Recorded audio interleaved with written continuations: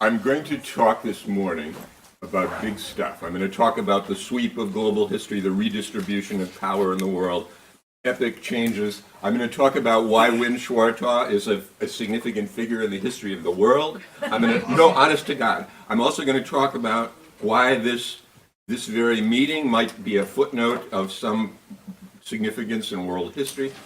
I'm going to go from fairly micro stuff to really big scale stuff. Before I do that, before we get too global, I wanted to make available to you, if you're not aware of it, a practical, free cybersecurity tool that you can use if you're a practitioner, and that if you're not a practitioner, you should look at to learn about what practitioners are dealing with right now and kind of the state of the art in the field. 2 years ago, when I was speaking here, one of the things I described, which a couple of you mentioned to me that you remember, is a grid, a matrix, for classifying every attack tool, every defensive tool, the things, the battleground of vulnerabilities that we deal with in cybersecurity. On one side of that grid are the 5 main things an attacker has to do to carry out an attack that will benefit the attacker, that will pay off. And those are: find the target. Imagine I'm not going to use a PowerPoint at all, but for this, just imagine I've got a whiteboard or something. So these are: find the target, penetrate the target, co-opt the target, conceal what you're doing long enough to do it, and do something irreversible, something we can't undo by going to an earlier time state, by going to the backups. If you put that across one dimension, and then you put your information systems on the other dimension, which are most broadly your hardware, your software, your networks, your automation, your humans, and your suppliers. In that grid, you can put all of the attack tools. You can locate every attack tool and technique. When you do that, the grid is pretty well populated, across all the boxes. In it, you can also put every defensive tool and technique. When you do that, they mostly pile up in 4 spots. They pile up into stopping penetration of software and stopping penetration of networks. And there's a lot of tools there, huge amount. That's what the field is revolved around. And then there's a little bit of stuff about detecting penetration of those of networks, actually, and then a bit of stuff on making backups. But otherwise, the grid is enormously underpopulated. In defensive measures right now, a lot of people have been saying we're at a dead end. There's nothing more we can do. We're stuck. We're whatever. The argument of this grid is that there are an enormous range of other things you can do if you look at not stopping penetration, but all the ways you can increase attacker costs.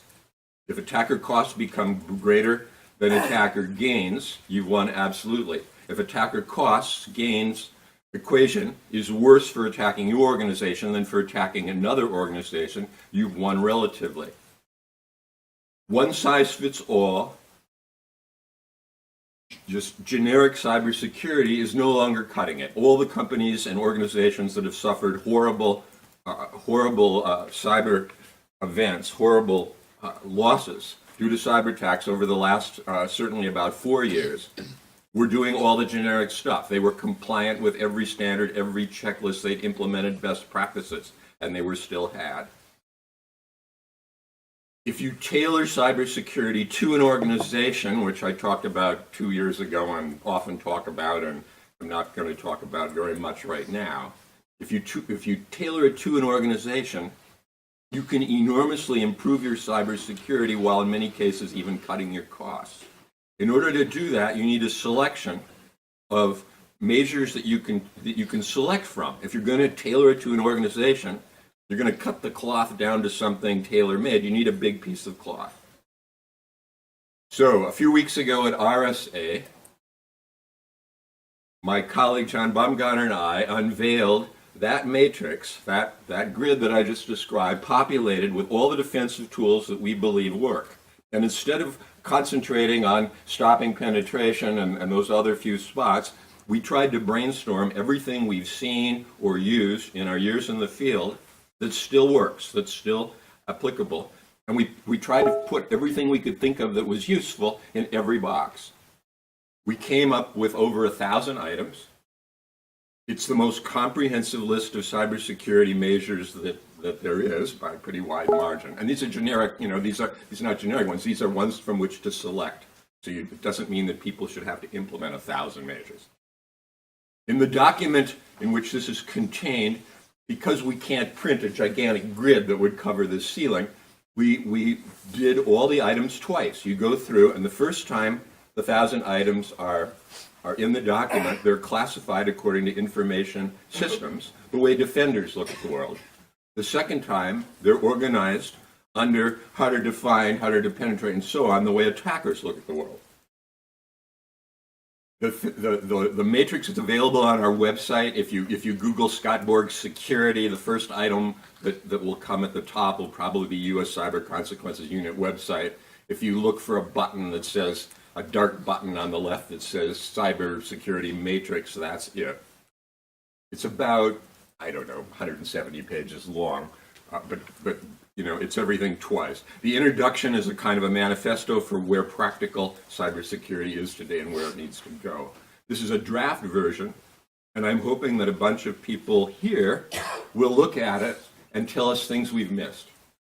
As soon as we circulated it to people, a couple of people, Don Capelli in particular, suggested a couple questions that we thought, oh my God, how could we have missed that? I mean, we know that. It's so stupid for us to have left them out. You will probably come up with a bunch of others that will make me red-faced with embarrassment, and you might find ways where we've screwed up. So please give me feedback. In the meantime, it's a very practical tool. So, if that didn't sound ambitious enough, now I want to back up and look at what's happening in the world globally and asymmetric threats, which is what I was asked to talk about. Every few hundred years in the Western world, we have a new cultural epoch. We essentially adopt a new culture. The old culture will map into the new one, but not the reverse. It's a one-way transition. I'm not speaking... Some of you know I'm not speaking casually or blandly about any of this. When I say something like that, it means I've outlined all 8 of the stages we've gone through in the West, done propositional reductions of each of them, can analyze exactly what they did. I've given lecture series on the cultural foundations of markets and explained how these different cultural periods change the world. So cultural changes like this don't happen very often. We're in the middle of one right now. We're in the middle of a shift from the Enlightenment culture inaugurated by Descartes, associated with the 18th century in people's minds, but actually running right into the present, and the new culture that's replacing it. The Enlightenment is the culture, for a quick reminder, it's the culture of a mechanistic worldview. It's the culture of Newtonian science. It's what gave us, in technology and business, the Industrial Revolution. The culture we're now in, instead of looking at the world like machines, as the Enlightenment did, it looks at the world as thought, as patterns, patterning patterns, as information. It's the culture that when it began didn't look like technology at all. It began with ideas about cultural relativism and cultural discontinuities and radical creativity, and spawned a bunch of German idealist philosophers that you've heard misrepresented. But this new culture is the foundation for the information economy. A lot of what we're struggling with right now are categories and baggage that were left over. Actually, are still to some degree relevant, but were developed to deal with the Industrial Revolution. They were the concepts that made the Industrial Revolution possible, but they're also the ways people diagnosed it and understood it. In order to deal with the new period we're in, I would argue it's necessary to realize what these categories and ideas were left over from the industrial era, and to understand that they don't work anymore. So now to quickly draw back and talk about what I was asked to talk about for a minute or two. In the industrial era, power was based on large collections of physical equipment, typically steel equipment. If you were a corporation, your power, your wealth depended on massive equipment. It depended on huge factories, shipyards, blast furnaces, things that required enormous investment, and a very large portion of the time were made of steel.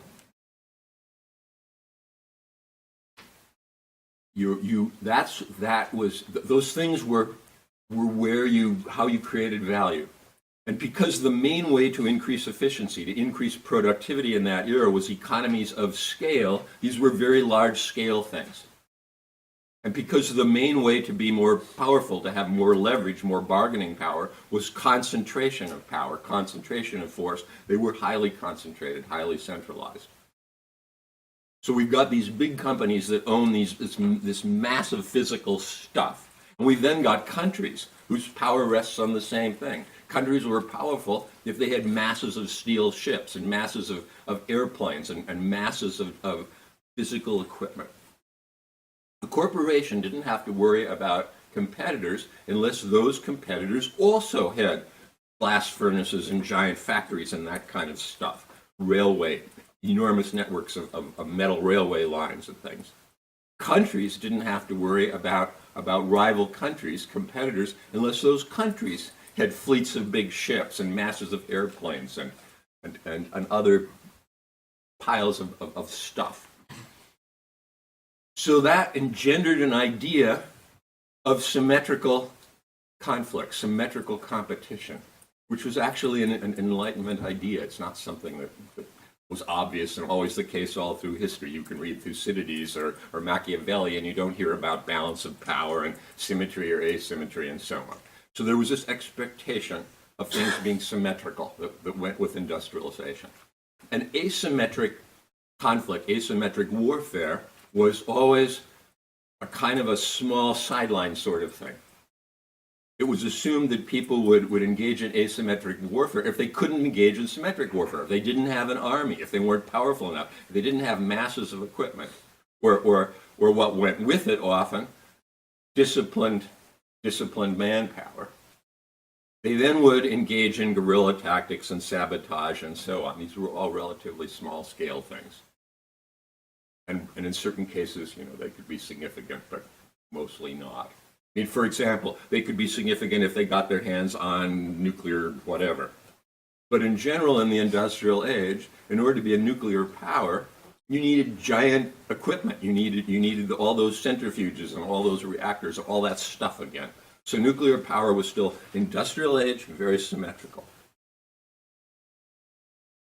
And in the business world, all these things apply to both the business world and the world of nation-state power.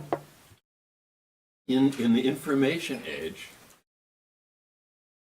you can sit down, if you've got the right ideas and you're clever, you can sit down in your college dorm room and write a program by yourself or with help of 2 or 3 friends. And within a matter of months, that can be worth tens of millions. And in a matter of a few years, it can be worth tens of billions. And you can be one of the highest valued companies in the world. And you don't necessarily have to have any equipment at all. You might rent servers from Amazon or something for a while. You might eventually decide it's more economical to buy your own. But your power is not from masses of physical equipment. A lot of the big companies in the world right now don't actually own any physical equipment. We have the biggest shoe manufacturer in the world doesn't own any factories. And they move their production around as they see fit, and they distribute it and draw it back together and so on. If we go through a list of companies, even the ones that do still have masses of physical equipment, it's not where they create value. In the industrial age, most of the value of an automobile was in the physical resources, the energy, the just physical stuff that made the automobile and the physical part of the automobile. That ceased to be true, about maybe 30 years ago. Most of the value in a modern automobile is not in all that metal and plastic and stuff, all that other stuff. That's probably only about $1,000 for most automobiles. The rest of the value of that automobile is in the information. So even these companies that appear to be still industrial, they're not. They've been transformed into something else. So now we're in a world where this expectation of symmetry and talking about asymmetry and asymmetric adversaries and all that, this is industrial age debris that we now need to kick aside. We need to look at what's left now in this world we're in, where we don't have this expectation of symmetry. So what do we see when we look at the world? What's out there? What's doing everything now? If we start looking at organizations and people, and we start looking at how we can model them, we can start relatively broadly looking at networks of relationships. We can start connecting people and organizations and mapping out their relationships and their interactions. And as we do this, we begin to see how much these things, all these entities, all those organizations that we used to have in the world, how much they've been transformed by information technology. And what a lot of them have been transformed into is something I don't have a good name for, but I'm calling a swarm, for want of a better word. I'm calling it a swarm because we've got a lot of entities that can take initiative on their own, that can initiate action and do things with a great deal of independence, and yet they're constantly taking account of all the other entities in the swarm. They're exchanging information much more within the swarm than outside the swarm. There are not a lot of analogies here to bees and how bees function. These aren't social network swarms. These are swarms that can be chiefly divided into two categories. We can talk about collaborative swarms and associative swarms. Collaborative swarms are swarms where there's a one-way flow of goods or work between the different members of the swarm, often a one-way flow of money the other direction in the swarm. The swarm is a supply chain swarm. Supply chains aren't lines. If you look at them, the laptop here has components in it that come from just under 50 different countries. So we start mapping that. We've got all these connections in a lot of directions. And the thing is constantly rearranging itself. Apple is constantly organizing its supply chain and differently all the time. All the members of that supply chain, the members of that swarm, are constantly adjusting what they're doing and where they are, taking account of what the others are doing. And more broadly, Apple is functioning in a swarm of competing companies with whom Apple is constantly exchanging information, even though it might not want to. And we've got a lot of, and swarm is useful here because although this is completely different than what the military describes as swarms and the way the word was being used yesterday, actually the mathematical models are very similar.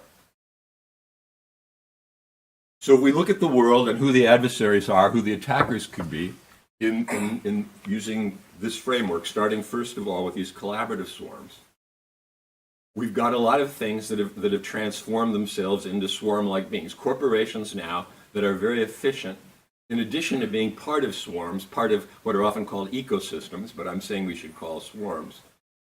Corporations have transformed themselves individually into swarms. They've gotten rid of all the people that they used to use to be disciplined workers to do the same thing and replace them by computers. They've cultivated individual initiative. They've learned to have all the different components of their corporate swarm initiating activity on their own, doing creative things, and yet constantly taking account of each other. And this has empowered them these enormously. We also have in this world criminal enterprises, which are like corporate swarms but outside the law. We've got rogue corporations that are employing cyber attacks and employing criminal enterprises. And we've got a lot of very swarm-like entities that are now really powerful. To jump ahead of where I'm going here a little bit, a few years ago, somebody made a list of the world's largest economies. And they included corporations as well as countries. And although the list I've seen is a few years old now, I doubt that it's changed very much. Certainly, overall picture has not changed. More than half of the 100 largest companies in the world, more than half of the 100 economies in the world were corporations, not governments. And some of those corporations are actually pretty high on that list of 100 economies. So we've got corporations now that, just in economic power, are more powerful than most of the majority of the countries in the world. And of course, any of these entities can launch cyber attacks that threaten national security. Other collaborative attackers include include government agencies, governments themselves, which now, when you analyze them the way I look like a collection of coordinated swarms. And instead of thinking of a nation state as a Hobbesian leviathan as one giant organism, I look at nation states using these analytic tools, and I look at the government as a particular collection of swarm-like activities and the different entities in it that way, and so on. This is happening not just in democracies, this transformation of governments and governmental things. It's happening even in China. If you suffer a cyber attack from China, even if it's a government cyber attack, it's likely to come from one of a minimum of 20-odd, and by some counts 40-odd entities who are launching cyber attacks on their own initiative, claiming credit for them when they're successful, denying them even to their own government when they're not successful, often tripping over each other. We found the Chinese Google hack stuff because one Chinese entity did crude attacks that we were able to detect, which allowed us to discover the more subtle, cunning attacks we hadn't seen and wouldn't have seen otherwise by another Chinese entity. Even China in the information age is behaving like a swarm. We've also got organizations that aren't governmental at all, like the people claiming to establish the new Islamic millennium, the new caliphate, who have a lot of the same characteristics. And we look at them in this swarm collaborative analysis and so on. They too are potentially frighteningly powerful. If we look then at the other category, to give you just kind of the quick overview of what's out there, we look at associative swarms. Associative swarms, we're not talking about supply chains and passing one direction work and products and so on. We're talking about swarms where all the links are symmetrical, what people usually mean when they say network. And where when they're not symmetrical links, there are parallel activities. So we don't have these unidirectional connections between them. In this world, we've got players like what used to be called ethnic groups. The information technology has enormously empowered ethnic groups. There were all these predictions in the industrial age about ethnicity dwindling in significance. One of the big things that people were afraid of in the industrial age was nationalism. They thought that was really one of the big threatening things in the world was nationalism. We now have these ethnic groups that have been empowered, so now they can actively connect and be in active communication with enormously greater populations than before. Instead of being the ethnic group in your local neighborhood, your local barrio, your local ghetto, if you're unfortunate enough to be stuck in something you're being called that, you can now reach out with your ethnic group network, your across and incorporate thousands of people, hundreds of thousands of people. You can reach across borders with hardly any awareness whether you're even crossing the border or not. You can mobilize remarkably rapidly. You can maintain your ethnic identity, and because you're no longer isolated, you're not going to be assimilated very readily anymore. You can do coordinated action that might be locally small scale but have enormous impact in other respects. So ethnicity has been enormously empowered by information technology. So I can keep on moving ahead. I won't go through kind of the whole outline of the kind of things that are out there now and how to analyze them and what they look like, but the ones I've already mentioned should give you a pretty good idea. The threats in the world, the things we need to deal with right now, are empowered ethnic swarms. They are rogue corporations and criminal organizations. And by the way, criminal organizations here isn't just isn't just cybercrime organizations. Organized criminal activity around the world used to be a relatively insignificant thing. In the industrial age, all of crime was a very tiny fraction of the economy. Now, illicit trade in illegal things and copyrighted materials and trade that just isn't paying any attention to laws or tariffs where we've still got them, is a very large part of the world economy because crime has been empowered by these same, all these same things I've been talking about, just the way ethnic groups have been empowered by by network computers, so has crime. So anyway, we look at the world and what are the main problems? What are the main players? What are we worried about? Only rarely is it nation states. The Middle East, all that's been happening in the Middle East is founded on ethnic groups and more specifically on kinship networks and quite specifically often tribes and even clans and families. That's what's going on there. It's not countries anymore. And nobody needs a mass of ships or atomic bomb factories to be a player. You just need smartphones. You just need a network of people you can connect. So we've got corporations that rival nation states. We've got ethnic swarms that can, run roughshod over nation states and destroy them. We've got criminal activity that's bigger in scale than a large portion of the countries in the world as well. And we're still looking at this much of the time with industrial age categories. The predominant way of looking at international relations in the industrial era was something called political realism and then neorealism. And then there are amendments of it, which are called, in international relations, political liberalism and neoliberalism and so on.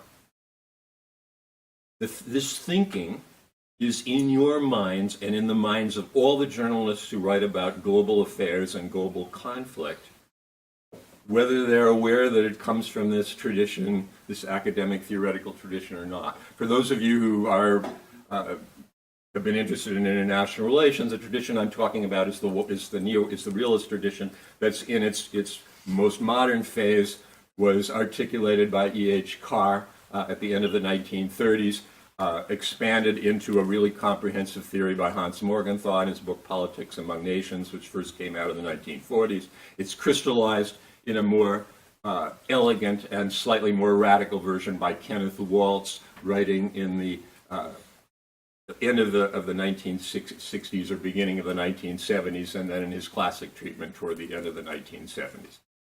George Wendt and Joe Nye and all these other people who've advanced other theories of international relations, Raymond Aron and so on, these are just variations and amendments on this tradition. When people talk about geopolitics, they almost always are assuming this model of the world. The tip-off is geo. So this set of international relations categories that we need to get beyond has four kind of main principles or assumptions that sound at first glance really reasonable. They assume that the main players in global, and this is not just international relations as such, this is strategic studies, this is what's directing all our military planning, this is the way people have been looking at the world coming out of the industrial age. So the first assumption is that the main players are nation states. The second assumption is that nation states will behave like individual rational humans, that they have the equivalent of a king or a president who can speak for the nation state, negotiate it on its behalf, and so on. The third assumption is that power is founded on geography. Your power depends on what resources, population, ideally disciplined worker population, and what masses of equipment, of industrial equipment, are within your geographical area. And it's assumed that power ultimately is going to be military. When it comes to the crunch, what will decide things will be military power. And military power, again, seen as masses of things built of steel. So let's run through those and look at where we are with each of those, given the things I've just described. The assumption is nation states are the main players. I mean, I've just described all the problems we worry about in the world, except long-term, maybe China, short-term, some kind of backward-thinking people in Russia who are nevertheless utilizing modern modern aggression techniques that are not of the industrial age. We still have things like that. Over Crimea, there were people who said, return to geopolitics, it's balance of power all over again and so on. But mostly that's not the case. Mostly what's going on in the world, even where there are fights and battles and people dying everywhere, it's not that anymore. The biggest thing going on in the world are these ethnic swarms. It used to be assumed that nation states were the main players because they could completely control themselves. They have the power of life and death over their citizens. It was assumed they could control their borders. It was assumed that they could command their destiny. Nation states now in the world don't even know what's crossing their borders, especially if it's information. Masses of value can be moving back and forth across borders, and they have no way of keeping track of it. People can utilize information to move things across borders and shift things around, and they don't even know what's going on. No, countries don't have borders that they can control anymore. Countries have lost control of their own citizenry. They used to be able to control their interactions with the rest of the world because they issued a limited number of passports and they could track people and so on. If people are interacting using network computers, governments can't control this. Second point here. Oh, and consequences of the assumption that it's nation states, that they're the main players, have been disastrous. We've had things happen in the world that are due to all these other groups I'm talking about, like empowered networked ethnic swarms. And when bad things happen, people want to deal with that by going back to dealing with nation states. Instead of dealing with the network swarm, they start a diplomatic initiative, or they look for a country we can invade and declare war against. And they look at nation state activity. They look at what the secret plan of a nation state might be. They assume that cyber attacks, that beginning with Solar Sunrise, they've regularly been assuming that cyber attacks are nation state when they're not. One of the big banks that I know a lot about, when they were attacked by Russian organized crime relatively recently, whatever that last wave was last spring, the people that they'd hired, coming out of a military and government background, immediately thought nation state. It's got to be Russia, government, and so on that's coming after us. And it's just the whole idea that nations are the main players is causing real harm and misunderstandings and keeping people from looking at what's really going on and who the real players are in the world. So the second assumption is that you can negotiate with that these leviathans of the industrial age can be treated as individuals, as like single voices, and that they have an idea of their national self-interest that they're pursuing. And you can make binding treaties with them, and you can assume that in modeling their behavior, they're going to act in their national self-interest. And people talk about this still in a lot of our publications that write about these things as though, well, of course, the national self-interest is, and that's what's running things. And given what I've already been telling you, clearly it's not. A country is functioning as a swarm. When we model nations, we now have these kind of very loose, weak swarms that we can call national swarms. And at best, central governments are herders of swarms, and they have about as much success herding swarms as that phrase would imply. Some very controlling governments can herd their swarms pretty well, the way Russia and China can. But there are many cases where their swarms are getting out of their control. Otherwise, their economies wouldn't be doing strange things that are not what the central governments want. The assumption that countries can be dealt with like kings or like single voices, once again, is causing all kinds of very silly policies as far as international relations are concerned and military is concerned. And you can probably quickly deduce what some of those are. Moving along then, the third assumption is that power is primarily based on geography. That the big masses of equipment and resources and disciplined workers that you've got in your geographical area was your power base. And that was what gave you military power or any other power. Well, if you look at the modern economy, we have really powerful countries that have small populations, that have hardly any natural resources, that often are outsourcing most of their manufacturing and other activities, and they're not, these are not insignificant powers. And this is Japan.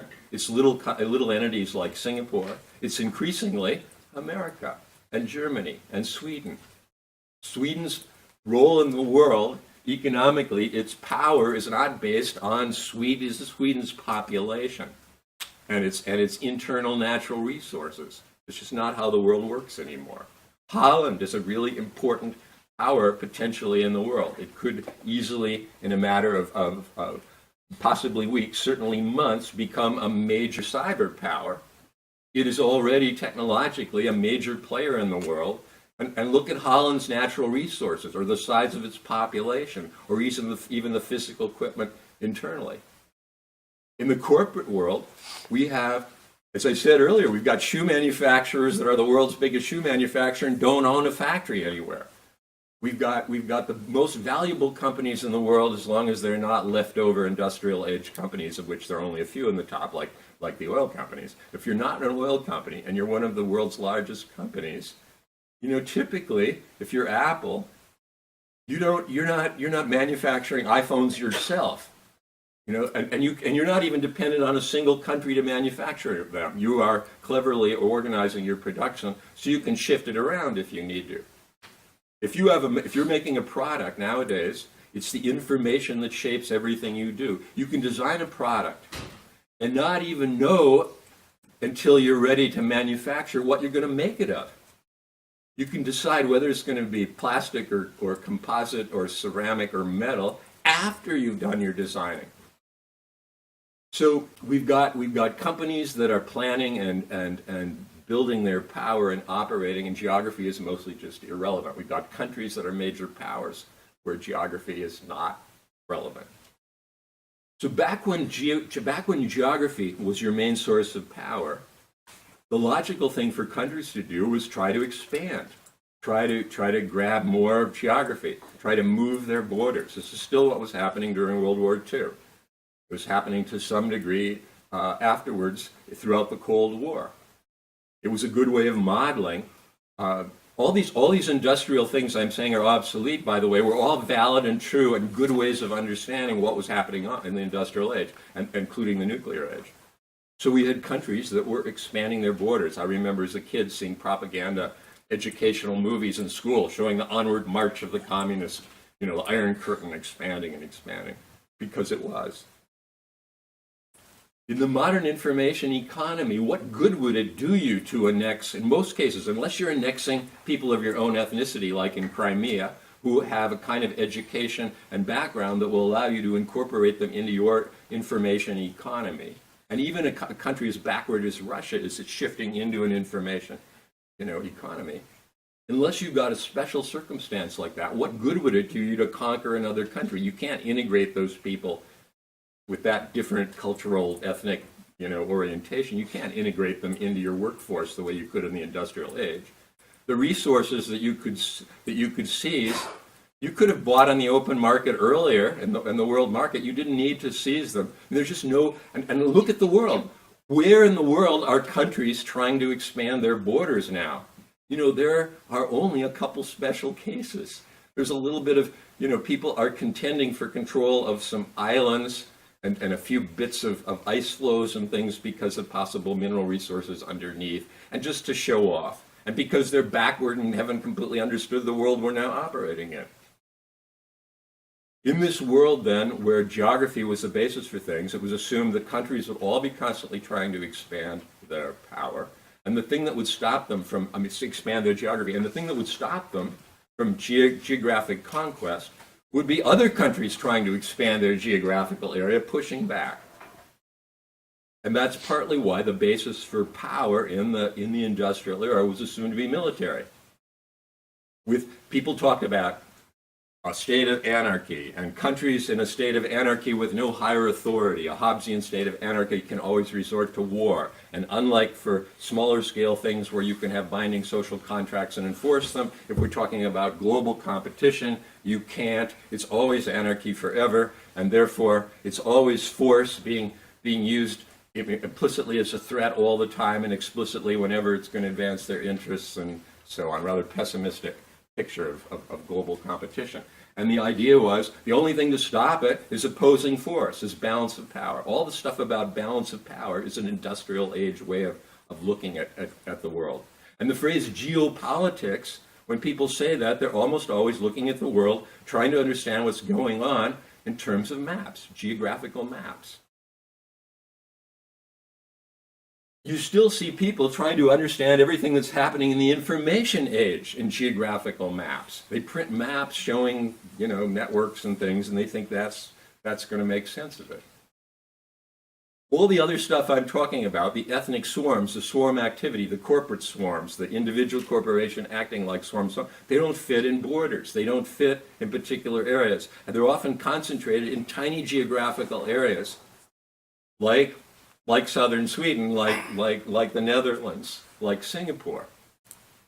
If you're going to start mapping the world, even if you're taking account of geography, it's not going to look that way anymore. Things that look very small geographically are going to be very big. Places where there are oceans dividing things are actually going to be, abutting each other. And once again, these assumptions have caused, great problem. If you think the world can be understood in geography, and you talk about global politics, and you look at a map to figure out what's going on in power conflict in the world, you're just going to miss most of what's going on, and all your actions are going to mostly be stupid. If you think that military power is where it's at, then when something bad happens, you're going to try to deal with it by military power. You're going to march off and try to invade something. We have, in America right now, politicians who are frustrated at America's inability to do what it wants in the world, to make things that it wants to have happen. And because they think power in the world is based on military power, they think, well, we just need to spend more on defense. We're not succeeding in imposing our vision of things in all these places, and so we need to spend more on defense. You've probably seen the numbers. America spends more on defense every year than what? It's the next 7 or 8 nations put together. The imbalance between American military power and any other possible opponent in the world is just so ridiculous. And the weird thing about this grotesque asymmetry is it's founded on idea of symmetry and balance of power.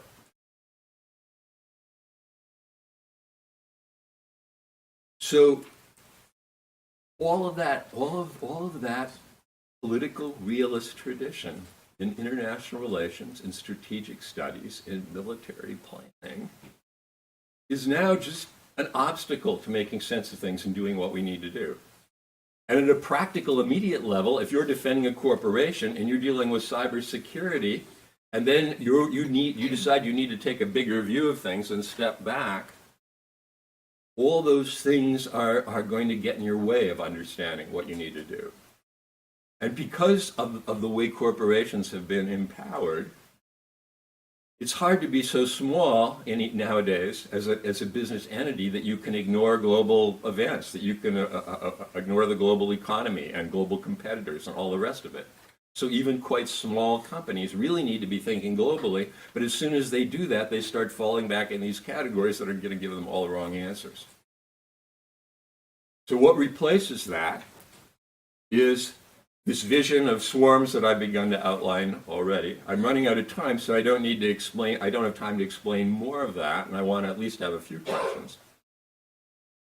But I want to say a little bit about what this new model looks like. So I've already outlined some of the basics of it, and just as in international relations, to do what replaces it properly, you need to go, to figure out what replaces it properly, you need to actually start applying a sociological theory. We're talking now, once we are not dealing with nation states, once we're dealing with things like empowered ethnic swarms, sociology and actually anthropology become really central to understanding what's going on globally, to understanding what's going on in the global economy. But sociology as it currently exists is just as industrial age as international relations. The sociology, the main figures in sociology are people like Marx, Tönnies, Durkheim, Weber, Parsons, C. Wright Mills, more recently Bourdieu, Habermas, Anthony Giddens. All of these people are describing industrialization and the effects of industrialization, all the main categories, all the vocabulary, all the stuff about class conflict, about, just all of that. It's all industrial age. So once again, there we have to get rid of all of those other categories that are getting in our way and look at with a fresh eye at where we're at now.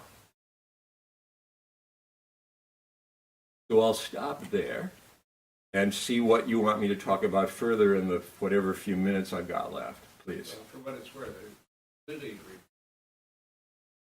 In fact, my explanation of the problems, one of the difficulties, exactly point to Nietzsche's creativity, giving a name to emergent realities. Nietzsche's relevant here not because of the ridiculous, grotesque caricature of Nietzsche, which is completely false, that's due to the Nazis. Nietzsche's relevant here because he's a key thinker in the new culture that's the underlying basis for all of this. Absolutely.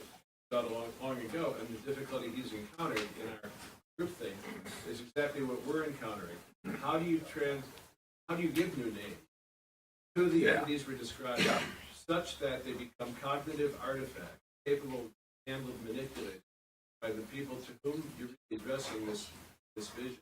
Nietzsche got so frustrated that his language got more pyrotechnic, and a lot of the misunderstandings of Nietzsche are due to the extravagant statements he's making, trying to get people's attention, trying to break through the biggest old difficulties categories. I've had with audiences and is people grasping what you're saying really, and then seeing actionable opportunities basis of it, because we are in the transition where we're hybrid. So bringing up Nietzsche makes me think there's something else here that might be useful to say, and that is to quickly point to not just the fact that these Enlightenment things are, these categories in areas like sociology are industrial age and Enlightenment rooted, but to just quickly identify some of the things to watch out for. So one of the big things to watch out for is anything that talks about reason with a capital R, rather than all the different ways that different cultures do things and look at things in the world. Anything that talks about progress with a capital P. In the Enlightenment, they organized a lot of human activity and they actually organized all living things in a series that is the first phase of which is evolutionary. They arrange everything in a line from single-celled animals to humans, as though like everything goes in a stage and is trying to get to humans from single cells. And then after we get to humans, they organize all the societies in the world in a continuum beginning with primitive and ending up with civilized. And they talk about phases that different cultures would go through. In the era that we're now in, cultures are going off in all different directions. They're not following the same model. There's no succession. They don't have to go through pre-industrial and industrial to get to information age the way Europe did. There's no reason to do that. They can go directly into information economy in ways that I can't really describe in a couple sentences, but you can begin to imagine. So whenever you hear people talking about stages of development, you know that they're not in touch with the world we're now in. Whenever they talk about evolutionary sequences and all of that, they're not in our world. If they're talking about anything that you hear in Marx at all, it's either a misdiagnosis of the industrial age or an accurate statement, and in either case, it's completely irrelevant. By the way, the world is full of people who think they're anti-Marxists, who are business peoples and apologists for our current economy, who are defending something they think is called capitalism, which is a complete mischaracterization of this industrial age of production that came out of Marx. And we've got all these people who think they're not Marxists and they really oppose Marx, and they're using all these ridiculously obsolete categories that never worked very well in the first place that came out of Marx. Capitalism being chief among them. If you want to characterize the industrial age production, where it gets its investment capital is not important. The way it organizes production is what's important. Anyway. We got any time left? I've 5 more minutes. Okay. So if you're not if you're not driven to wanting to grab a cup of coffee or a shot of whiskey after what I've just laid out, please. I understand and agree with your comments about borders. So I'm struck by the fact that in certain circumstances, access to some natural resource is vital for basic Yes. survival, right? And so, But the way to understand that is through the swarm models right. and the global supply chain component of swarm models, not to look at nation states. And access is better predicted by swarm connections than by borders. So, China and Africa being a wonderful example if we're talking about natural resources right now. Who would have thought? China's been buying up all the natural resources in Africa. But arguably, that is an old mercantilist model that they're simply imposing on a new company.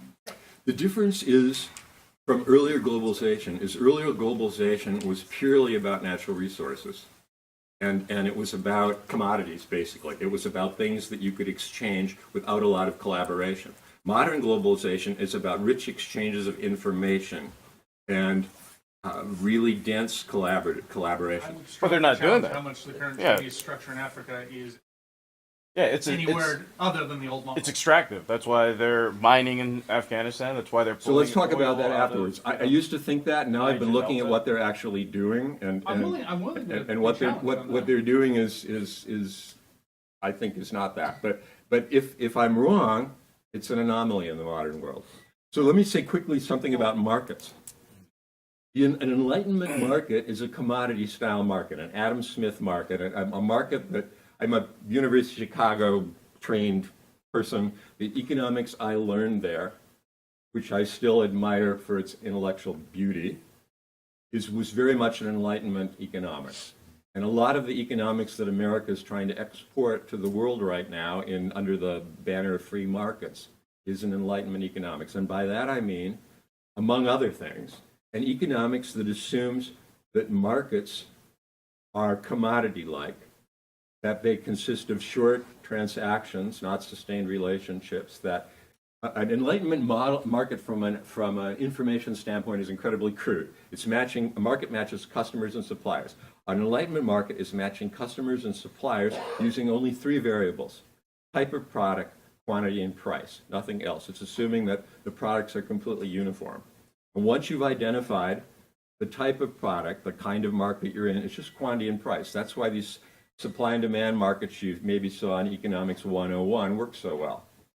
Modern markets don't work that way. Modern markets match customers and suppliers using not 2 variables, but as many variables as the participants can discover and take advantage of. They look for ways to collaborate in the creation of value, assigning roles and tasks between the partners based on who can do which most efficiently, who can create the most value by doing those things. They're designed to create sustained relationships, long-term collaborations. Commodity-style markets in the modern world are spot markets that people use to make up shortfalls or get rid of excesses when their sustained relationship markets have not judged things accurately. They are a very tiny part of global markets. So we're not in an era of industrial age markets, which is what totally dominated globalization in earlier eras. We're now in an era of rich collaborations. And markets, in terms of the vision of the world I'm talking about, which is production change vision, markets are the tool by which we swap out certain components and swap in others. That's just not how the Enlightenment looked at things. The economics that I do now is which I was one of the inventors of, is cooperative game theory, value creation.